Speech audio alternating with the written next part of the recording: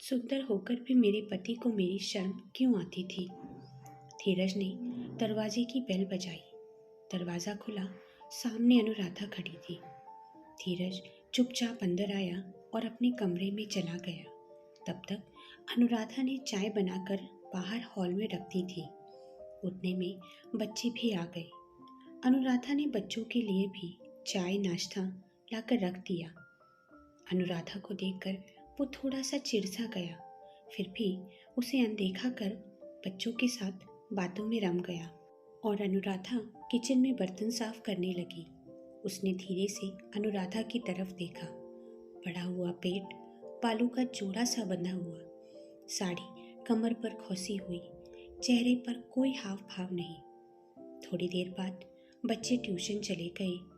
धीरज जाकर गैलरी में बैठ गए। अंधेरा हो गया था, पर पता नहीं धीरज क्या सोचे जा रहा था कि उसे वहाँ की लाइट लगाने की भी याद नहीं थी। आंखें बंद करके न जाने क्या सोचे जा रहा था।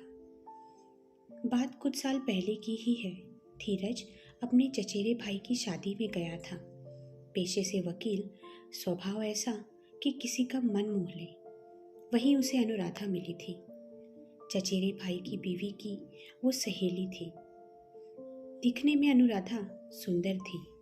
रंग गेहुआ पर नैन नक्श बहुत ही सुंदर। रहन सहन एकदम सीधा साधा।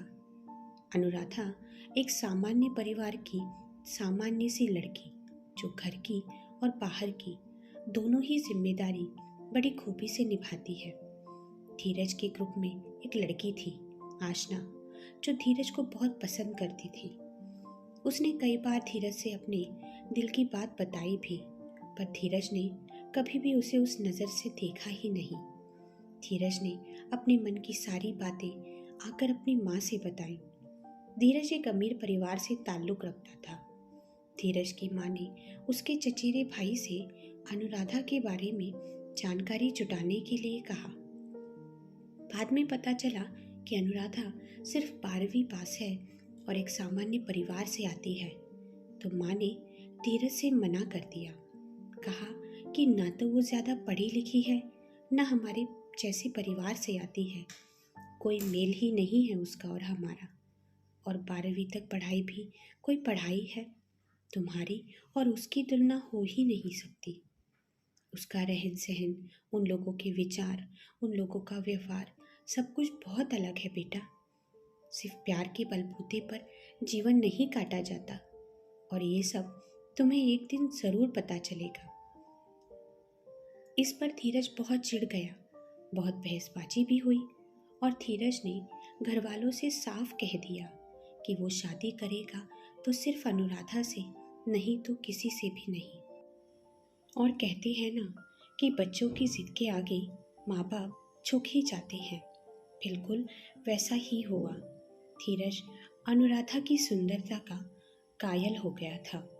वो दीवानों की तरह उससे प्यार करने लगा था और आखिर में उसके माँ बाप राजी हो गए शादी के लिए।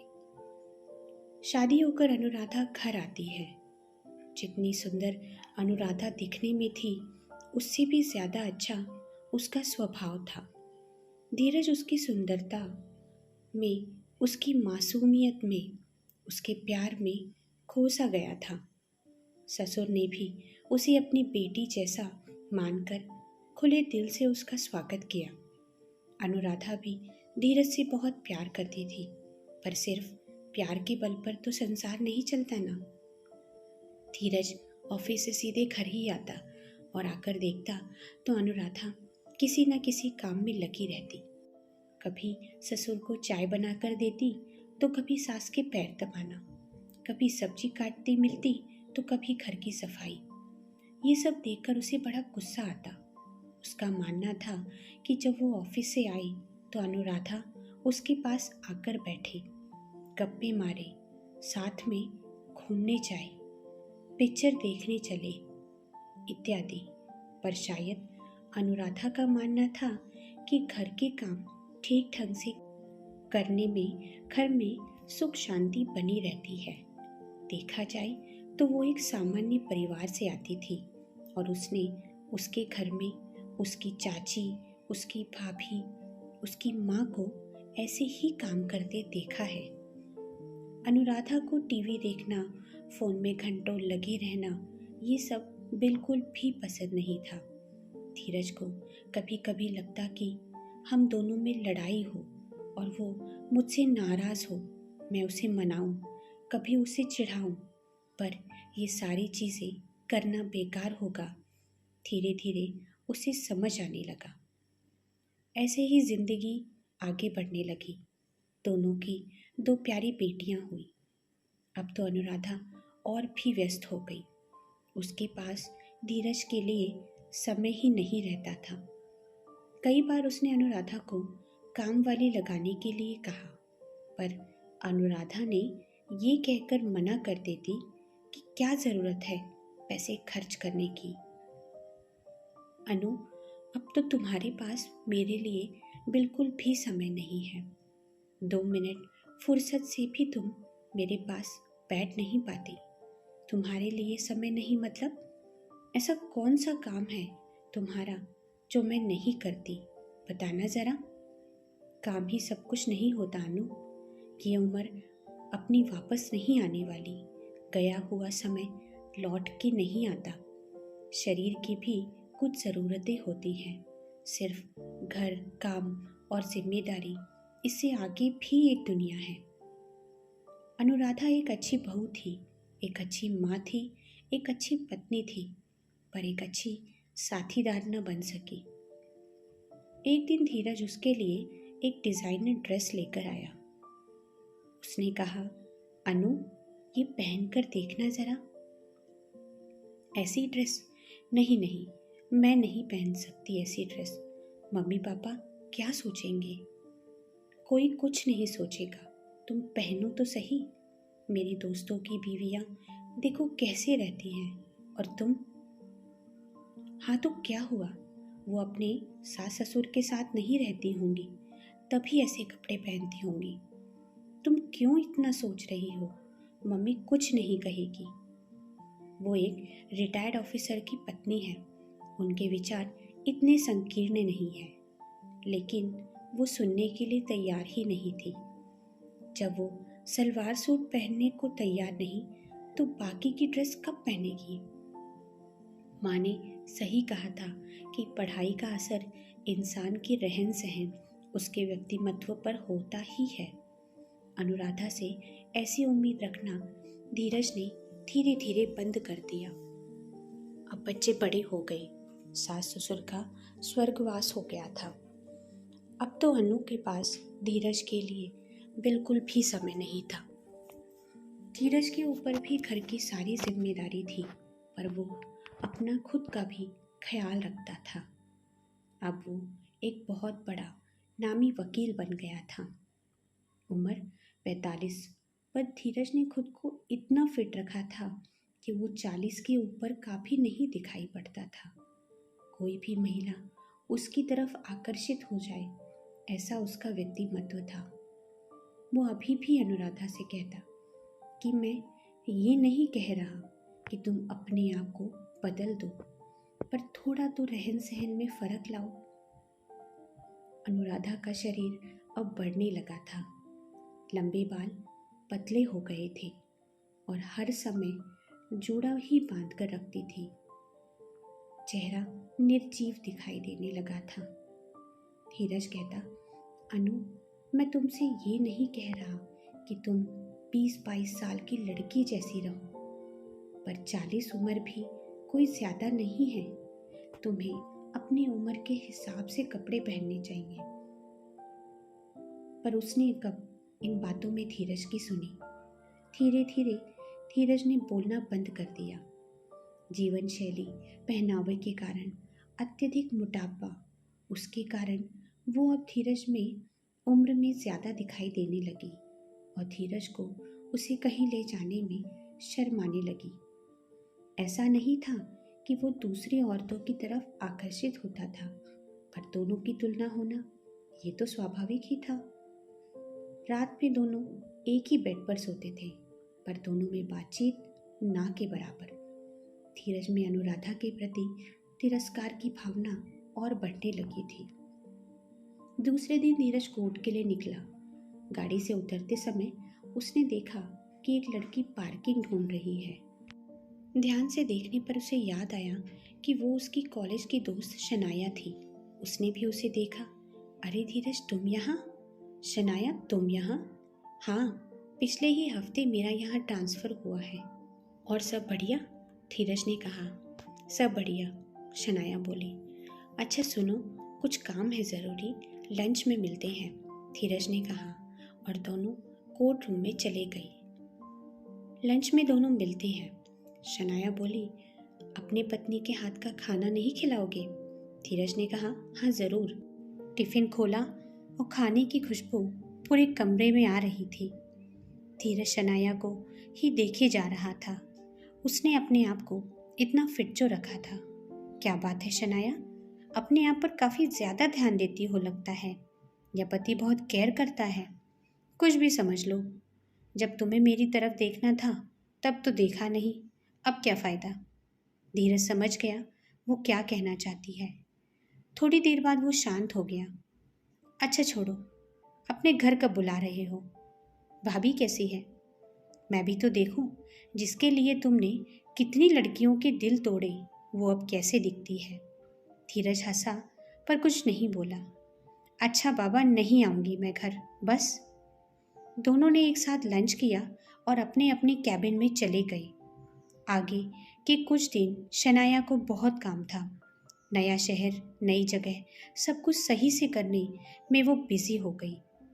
एक दिन उसे धीरज का फ़ोन आता है कि अगर शाम को समय हो तो डिनर आज घर पर साथ में ही करेंगे। शाम को शनाया घर आई। आज वो कुछ ज़्यादा ही स्मार्ट और आकर्षित लग रही थी। उसे अनुराधा से मिलवाने में अजीब महसूस हो रहा था। ये शनाया, हम दोनों कॉलेज में एक साथ पढ़ते थे। दोनों की पहचान कराते समय उसने शनाया के हाव भाव अच्छे से समझ लिए थे। अच्छा, तो इनके लिए तुमने इतनी लड़कियों को ठुकरा दिया, यहाँ तक कि मुझे मना कर दिया, उसने मन ही मन में कहा। वो बड़ी देर तक अनुराधा को देखने लगी। अनुराधा ने शनाया को अंदर आने के लिए कहा। देखा जाए तो दोनों की जीवन शैली में बहुत फर्क था। बोलने का तरीका, उनका व्यक्तित्व जैसे पूरब पश्चिम, कोई मेल ही नहीं।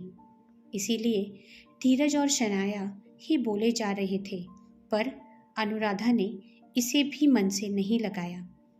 सभी का खाना हो गया, पर शनाया का सारा ध्यान धीरज और अनुराधा की तरफ ही था। शनाया जैसे ही उठी और जाने के लिए तो धीरज ने कहा, रुको शनाया, रात में अकेली कहाँ जाओगी, मैं छोड़ देता हूँ तुम्हें। दोनों गाड़ी में बैठ गए, पर एकदम चुपचाप, कोई बातचीत नहीं। कुछ तो सोचे जा रहे थे दोनों।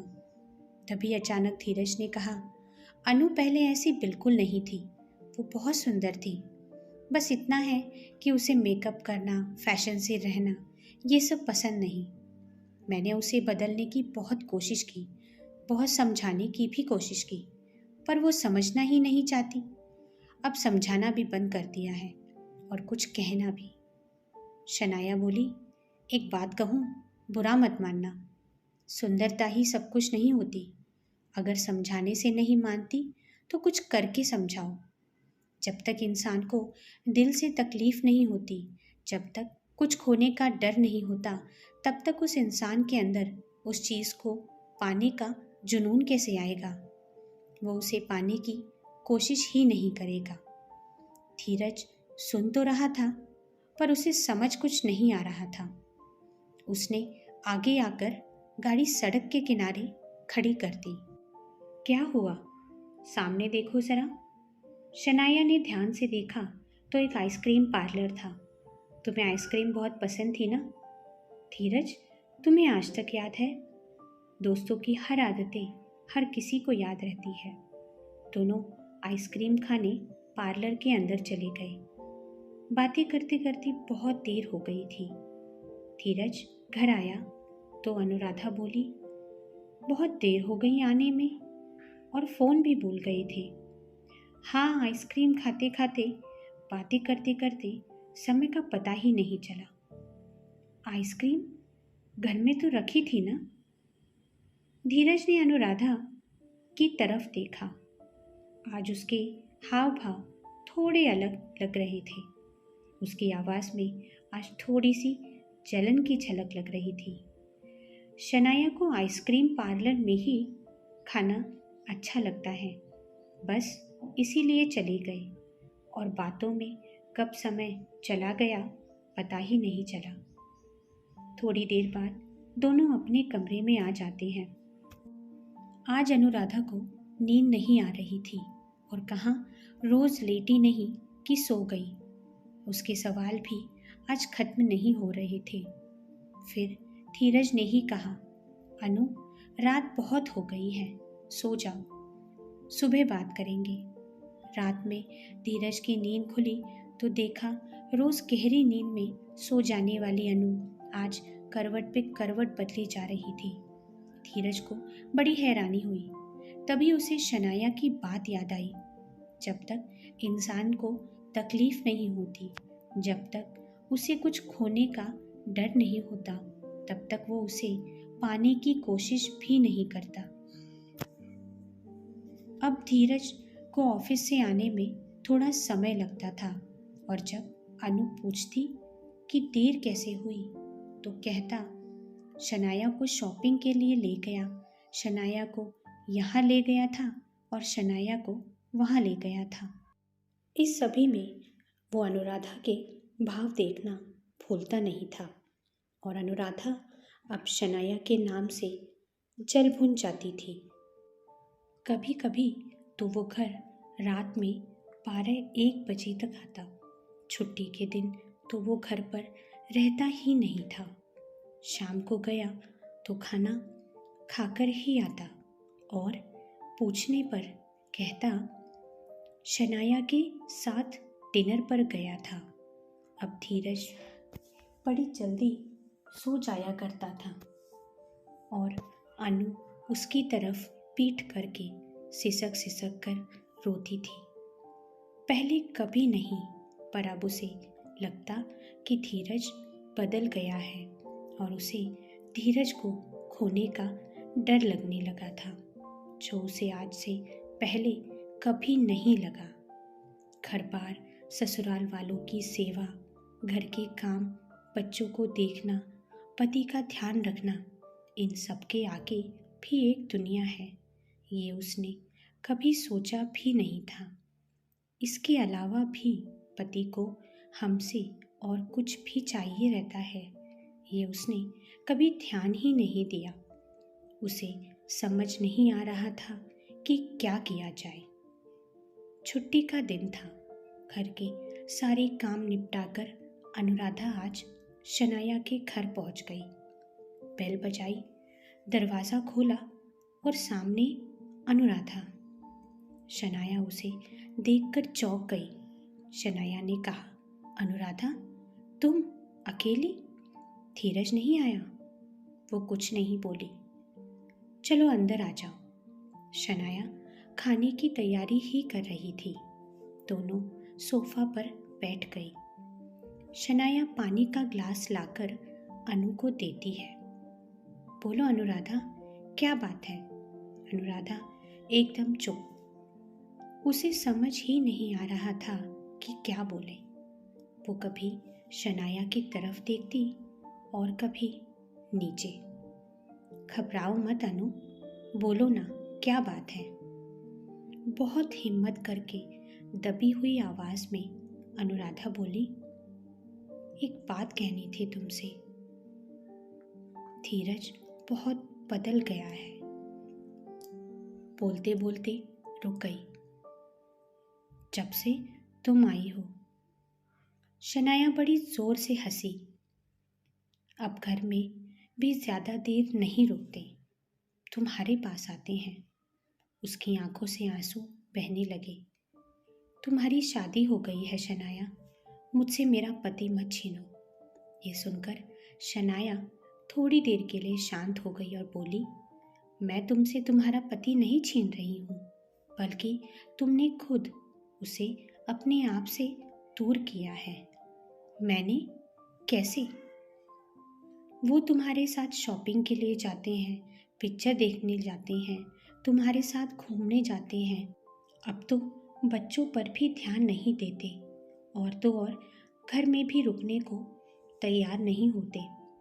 अनुराधा, एक बात मैं साफ कर देना चाहती हूँ कि हम दोनों एक अच्छे दोस्त से ज़्यादा और कुछ नहीं है।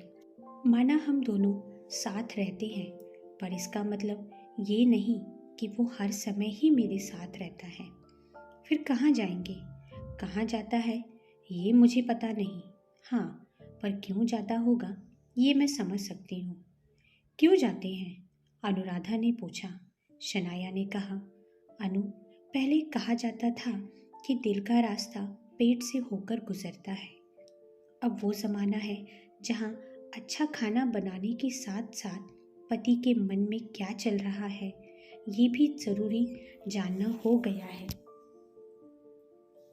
कभी तुमने धीरज के बगल खड़े होकर उसकी और अपनी तरफ देखा है?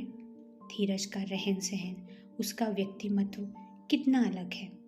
वो तुमसे काफ़ी ज़्यादा पढ़ा लिखा भी है और दिखने में सुंदर भी। और तुमने कभी अपनी तरफ ध्यान दिया है?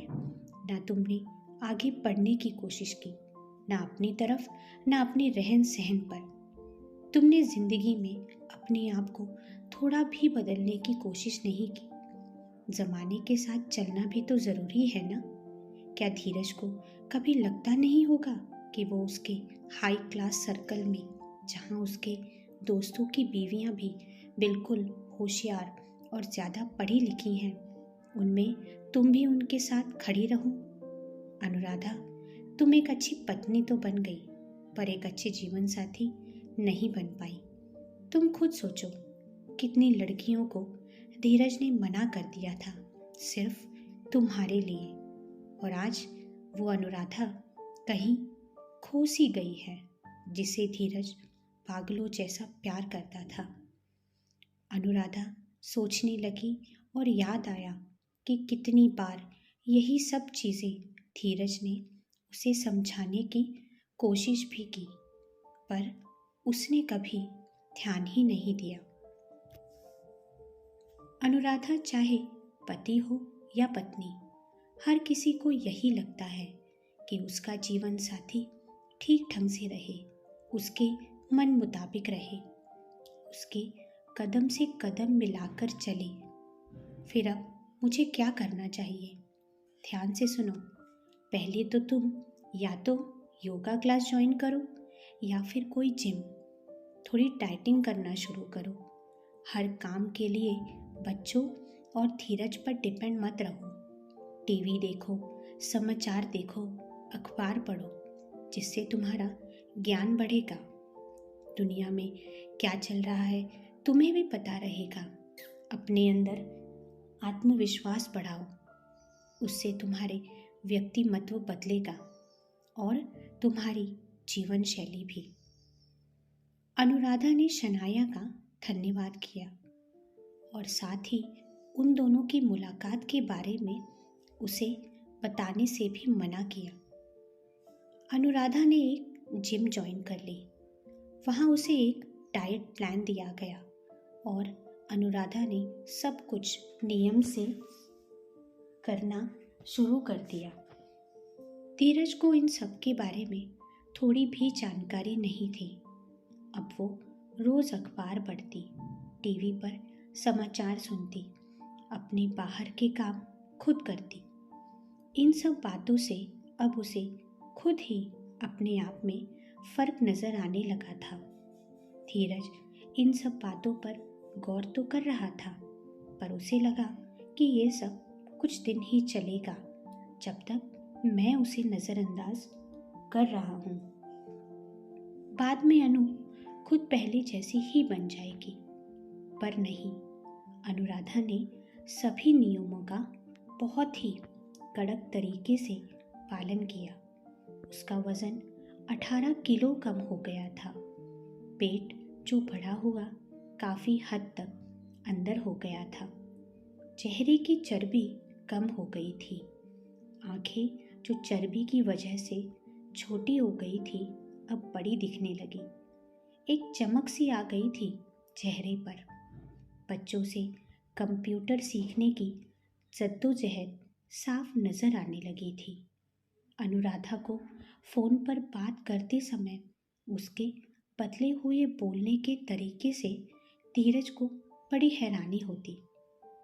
फिर वो एक दिन पार्लर में गई और एक अच्छा सा हेयर कट किया जो उसके चेहरे पर सूट हो। पार्लर में जब उसने खुद को देखा तो पहचान ही न पाई कि ये वो ही अनुराधा है। दूसरे दिन उन्हें बाहर जाना था। बच्चे तैयार होकर गाड़ी में बैठ गए। धीरज बाहर से आवाज लगा रहा था पर अनुराधा नहीं आई। जब वो अंदर गया तो सब कुछ बदला सा था। आज उसके सामने पहले वाली अनु नहीं थी। आज तो वो अनु थी जैसी वो चाहता था। अनुराधा ने चूड़ीदार पहना हुआ था, बाल सिर्फ एक क्लेचर से बंधे हुए, कंधे पर एक तरफ ओढ़नी और एक तरफ एक पर्स। कोई भी देखे तो लगे कि किसी हाई प्रोफाइल घर से ताल्लुक रखती हो। धीरज आज खुश भी था और आश्चर्यचकित भी। अनु तो ऐसे शर्मा रही थी मानो कल ही शादी हुई हो। धीरज उसके पास गया और बोला, तुम्हें देखकर लग रहा है कि मैं पहले की अनु से मिल रहा हूँ। बहुत सुंदर लग रही हो तुम। बहुत परेशान किया तुमने मुझे धीरज, अनुराधा ने कहा। मैं सच कह रहा हूँ अनु, मैंने हमेशा तुमसे ही प्यार किया है, पर पति पत्नी ने प्यार करने के लिए प्यार के माध्यम को, प्यार जताने के तरीके को कभी कम नहीं होने देना चाहिए। मुझे माफ कर दो धीरज, मैं तुम्हें समझ नहीं पाई। कोई बात नहीं, तो बाहर जाना कैंसिल? धीरज अनुराधा को चिढ़ाते हुए बोला। दोनों हंसने लगे और एक दूसरे के गले लग गए। मन ही मन अनुराधा बोली, थैंक यू शनाया। साथियों, कहानी कैसी लगी कमेंट करके ज़रूर बताना और चैनल को लाइक और सब्सक्राइब ज़रूर करना। धन्यवाद।